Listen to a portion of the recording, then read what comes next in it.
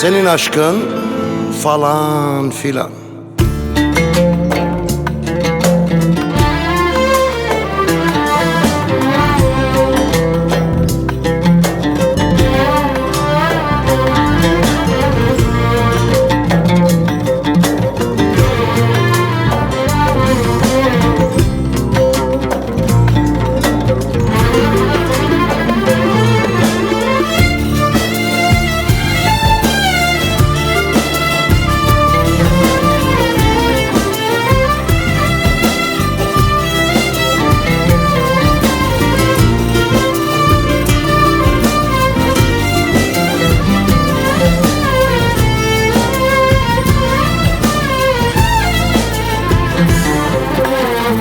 Bırakıp da gitmek sana yakışır elbet.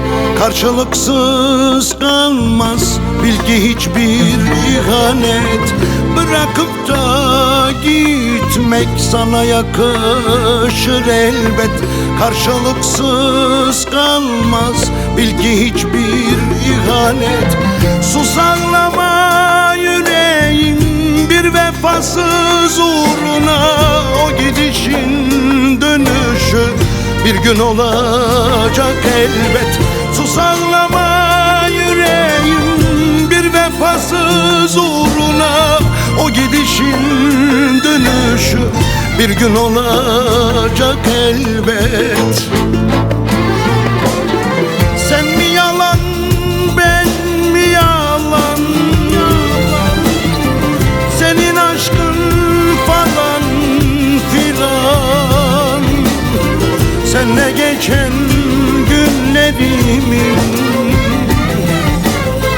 dakikası zarar ziyan.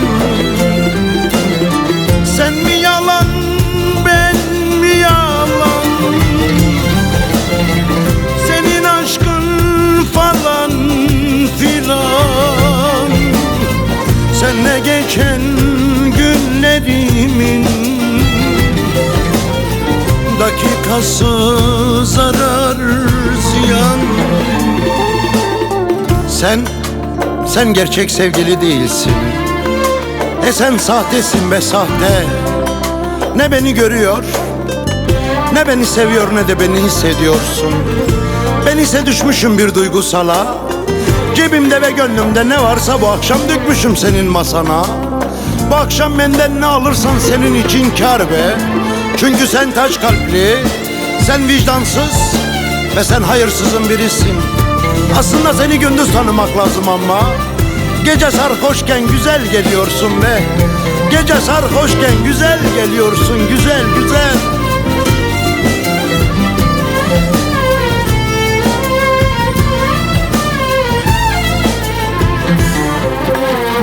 Benim gibi bir aşık sen rüyanda bulursun.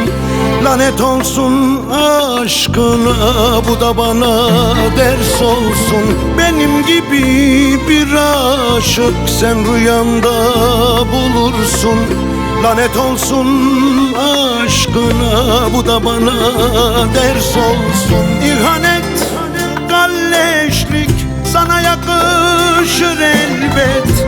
Haydi çek git yoluna, belalar seni bulsun.